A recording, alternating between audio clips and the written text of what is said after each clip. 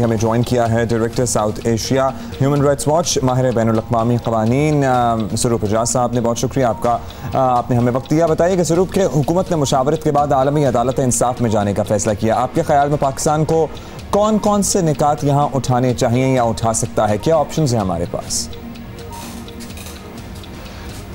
Thank you. हमारे पास multiple options हैं। पहला सवाल तो ये है कि आलमी अदालत इंसाफ में कैसे जाया जाए, क्योंकि वो थोड़ा सा फ़र्क है डोमेस्टिक अदालतों से इस लिहाज से कि उसमें दूसरी पार्टी का अजम्पशन ये है कि कंसेंट चाहिए जो इंडिया नहीं देता। आर्टिकल 36 जो है उस स्टैचू का इंटरनेशनल कोर्ट ऑफ जस्टिस के, उसमें दोनों फरीकैन को राज़ी होना पड़ता है, तो इंडिया इस केस में वो तो राज़ी नहीं होगा। लेकिन जेनोसाइड कन्वेंशन जो फॉरेन मिनिस्टर ने कल बात की, जेनोसाइड कन्वेंशन एक ऐसी इंस्ट्रूमेंट है कि जहाँ पे नस्ल कुशी का ख़तरा हो, जहाँ पे ये ख़तरा हो कि एक रियासत जो है वो एक ग्रुप ऑफ पीपल की टोटल डिस्ट्रक्शन चाहती है, जो हमने आशविट्स में देखा, जो दारफुर में हुआ, तो तब वो समझते हैं कि वो ऐसे मामलात हैं जिन पे कॉग्निजेंस से जुरिसडिक्शन ली जा सकती है। एक रास्ता तो वो है जेनोसाइड कन्वेंशन का, जिसमें जेनोसाइड होना ज़रूरी नहीं है, जिसमें अगर जेनोसाइड का ख़तरा हो, एथनिक क्लेंजिंग, नस्ल कुशी का, किसी मजहबी लासानी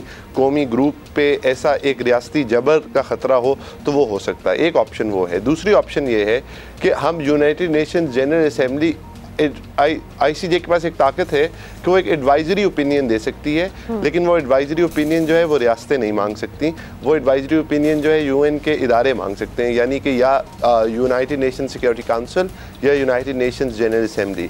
और हमने सिक्योरिटी काउंसिल में एक आगाज़ किया है इस गुफ्तगू का, तो मेरा ख्याल है कि उसको भी साथ साथ रखना चाहिए कि हम प्रिवेल अपॉन करें आइदर सलामती काउंसिल पे अक़वाम मुत्तहिदा की या जनरल असेंबली पे कि वो ICJ से एक एडवाइजरी ओपिनियन मांगे।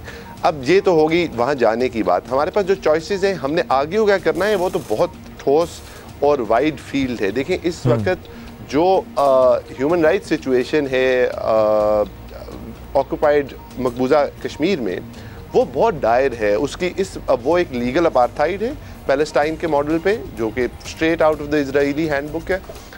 उसमें एक कर्फ्यू है, जिससे एक ब्लॉकेड है ऑफ कम्युनिकेशन, जिसके कॉन्सिक्वेंसेस आप देख रहे हैं कि मेडिकल सप्लाईज का कॉन्सिक्वेंस है। सबसे बड़ी बात जो है, वहाँ पे एक इंफॉर्मेशन ब्लैकआउट है।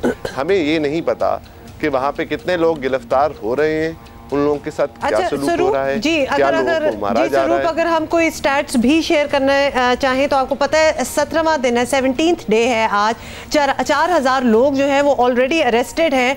अब ये भी साथ साथ आप बता दें, इंसानी हकूक़ की पामालियों का मसला तो ऑब्वियसली ज़ाहिर हम बात भी कर रहे हैं, सर फहरिस्त है बल्कि, लेकिन क्या आलमी अदालत कश्मीर की मुतनाज़ हैसियत जो है, जो स्टेटस है कश्मीर का इस वक्त, उस पर भी कोई फैसला दे सकती है?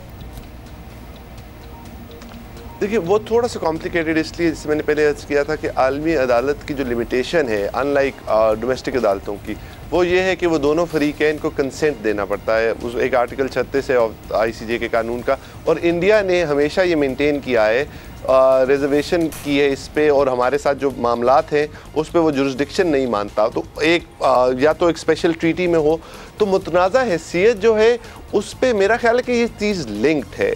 अगर ये साबित हो जाए कि ये जो जेनोसाइड है या जो जेनोसाइड जिसका ख़तरा है वो ये हैसियत चेंज करने से हुआ है, तो बिल्कुल इस पे बात हो सकती है। और मुतनाज़ा हैसियत जो उसमें जो बुनियादी बात है UN सिक्योरिटी काउंसिल की, वो आलमी अदालत में भी करने की ज़रूरत है, मगर वो तो क्योंकि एक UN रेजोल्यूशन है, बल्कि एक से ज़्यादा है, जो प्लेबिसाइट का कहती है, जो इंडिया वायलेट करता रहा, इंडिया उसको नहीं मानता नहीं रहा, फिर शिमला एग्रीमेंट, वो सारी एक तारीख है। तो हम वो बात UN सिक्योरिटी काउंसिल में, और UN सिक्योरिटी काउंसिल है to take measures to enforce this decision, UN general assembly में वो हम कर सकते हैं। तो जाहिर है हमारा जो मुकदमा होगा कश्मीर में, चाहे वो हम UN जनरल असेंबली को कहें कि वो एडवाइजरी ओपिनियन मांगे, या हम जेनोसाइड कन्वेंशन करें या दो, उनमें ये मुतनाज़ा हैसियत जो है, which is provided N enabling environment for this round of abuse. वहाँ पे इंसानी हकूक़ की पामाली तो बहुत अरसे से चल रही थी, लेकिन ये जो एस्केलेशन है ऑफ टू अनस्पीकेबल लेवल्स, उसमें ये जाहिर सी बात है कि ये उससे लिंक्ड है।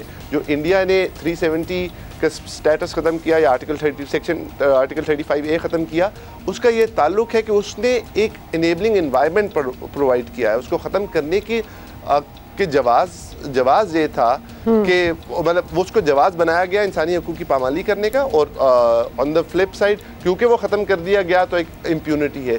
इसलिए पहली डिमांड जो इंसानी हकूक़ के हवाले से करनी चाहिए, जो कि पाकिस्तान कर रहा है और बाकी दुनिया को भी करनी चाहिए और हमें भी बार बार करनी चाहिए, कि जब तक कश्मीर में इंडिपेंडेंट एक्सेस नहीं दी जाएगी, जब तक ये नहीं पता चलेगा कि वहाँ पे क्या हो रहा है, क्योंकि बिल्कुल स्वरूप आप बिल्कुल सही कह रहे हैं। Swaroop, thank you very much, this is all the time we have, but you are right कि हमारी ह्यूमन वायलेशंस जो वहाँ हो रही हैं, सबसे पहले प्राइमरीली तो दुनिया को उस चीज़ पे कंसर्न होना चाहिए। कश्मीर का जो स्पेशल स्टेटस खत्म किया गया है उसको इस पॉइंट के साथ जोड़ना पड़ेगा कि क्योंकि वो खत्म किया गया है इसलिए वहाँ पे शदीद जेनोसाइड का खतरा है, और एथनिक क्लिनजिंग की जो साजिश है उसको उभारना पड़ेगा कि भारत की तरफ से वो की जा रही है इसराइली मॉडल की तरफ पे। उसके बाद ये मामला आलमी अदालत इंसाफ में